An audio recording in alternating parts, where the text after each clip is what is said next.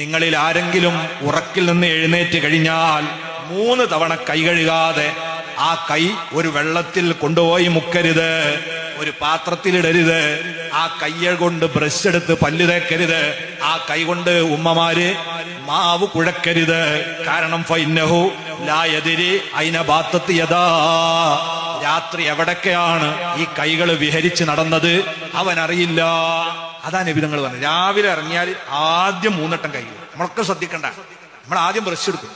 ബ്രഷിനെ വെക്കൽ എങ്ങനെയാണ്? എല്ലാം കൂടി ഒരു പാട്ടേല. കക്കൂസിലൊരു പാട്ടുണ്ടാവും. അതിൽ ഉമ്മൻ്റെയോ ബാപ്പൻ്റെയോ 4 മക്കളതോ 3 മരുക്കളതോ 4 പേരക്കുട്ടികളതോ ഒക്കെ പാടെങ്ങനെ ഉമ്മ കൊടുത്തിട്ടാ നിൽക്കുക. ബ്രഷുകളാട്ടും കിട്ടും. ഒരാൾക്ക് മോണവീക്കം, മറ്റാൾക്ക് പല്ല് കുത്ത്, മറ്റാൾക്ക് തൊണ്ടവേദന, നീരുകെട്ട്, ഇതൊക്കെ ആട്ടും കൊണ്ട് കൈമാറാ ഒന്നിച്ചു വെച്ചാൽ. എന്നിട്ട് അതെടുത്ത് കൈയകാതെ പല്ലും തേച്ചാല് നല്ല റാഹത്തുണ്ട്.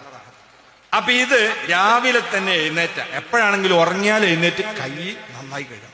നിങ്ങളിൽ ആരെങ്കിലും ഉറക്കിൽ നിന്ന് എഴുന്നേറ്റ് കഴിഞ്ഞാൽ 3 തവണ കൈ കഴുകാതെ ആ കൈ ഒരു വെള്ളത്തിൽ കൊണ്ടുപോയി മുക്കരുത്, ഒരു പാത്രത്തിലിടരുത്. ആ കയ്യ കൊണ്ട് ബ്രഷ് എടുത്ത് പല്ല് തേക്കരുത്. ആ കൈ കൊണ്ട് ഉമ്മമാര് മാവ് കുഴക്കരുത്. കാരണം